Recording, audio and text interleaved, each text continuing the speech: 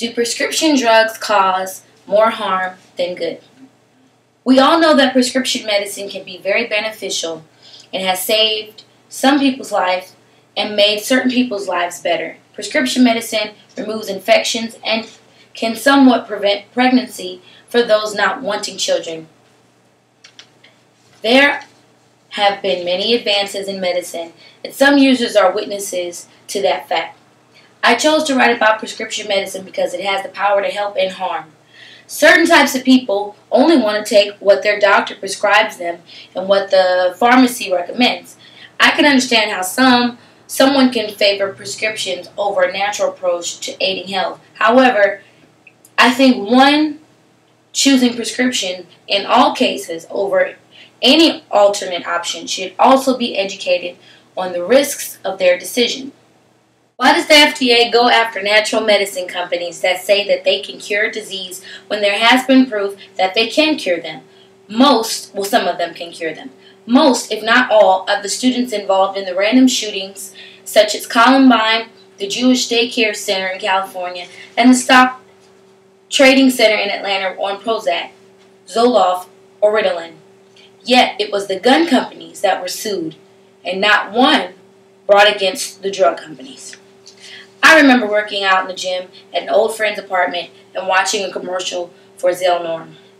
It stated that Zelnorm had been fatal for some, and if you were prescribed Zelnorm and were taking it for a specific time, to call these specific attorneys.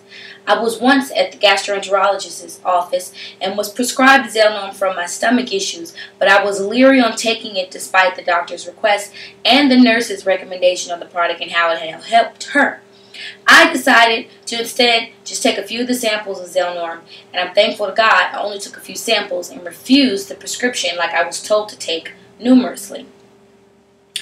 If the people who died from cigarettes before it was a law requiring the packaging to state what harm they caused were able to know what they were putting into their bodies was killing them, would they still smoke? We won't know because they're now deceased. I'm not against prescription medicine. I just think it should be widely known the harm they can potentially cause. Move the camera up because I'm not sure if they can see me. If prescription drugs are so good for people, where are the healthy medicated customers? Some would say no one taking 12 prescriptions has a clean bill of health. In fact, the more prescriptions a person takes, the worse their overall health is. An article appeared in the Washington Post of April 1998 stating that 106,000 people die annually in the U.S. from properly prescribed drugs. The article says that heart medications, blood thinners, and chemotherapeutic agents cause the most death. The physician's desk reference lists the following side effects of methotrexate, which is a chemotherapeutic agent. It causes fetal death, cognitive abnormalities, liver and kidney toxicity, bone marrow depression, lung disease, reacts with NSAIDs, may cause intestinal bleeding and ulceration, depresses the immune system. Prescription drugs are killing over 100,000 Americans each year, injuring more than 2 million. Those are the statistics from the Journal of the American Medical Association.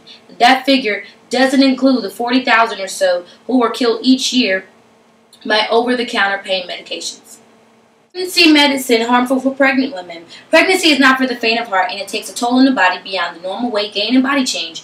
This can be harmful for some women and depressing for some women as well. Some women resort to taking medicine, not vitamins, for what they feel will lead to wellness for the baby, wellness for themselves and the mother carrying the child, and for their mental state due to depression, which can, for some women, set in from the huge change pregnancy brings to their life and the effects it can possibly take on their bodies pre- and post-birth.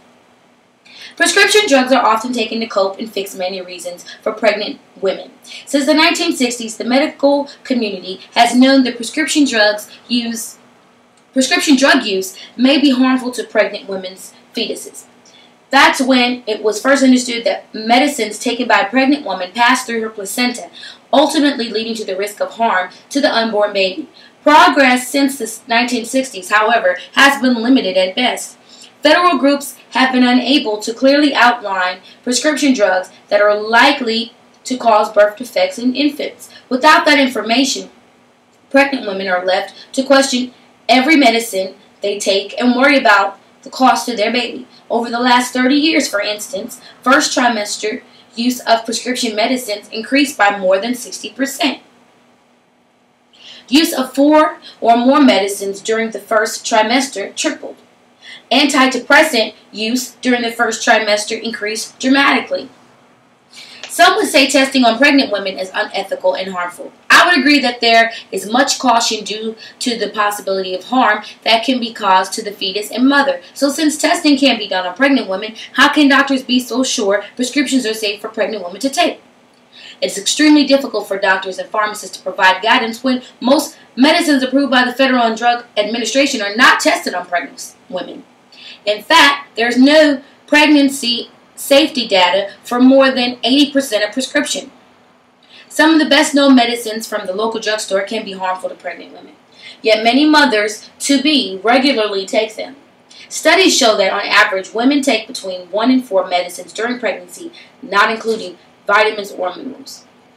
Prescriptions can cross the placenta into a baby's bloodstream. Because the unborn baby is going through critical stages of development, these products can cause an effect on him or her differently than they might affect the pregnant woman. Sometimes prescription medicine can cause birth defects or other significant problems.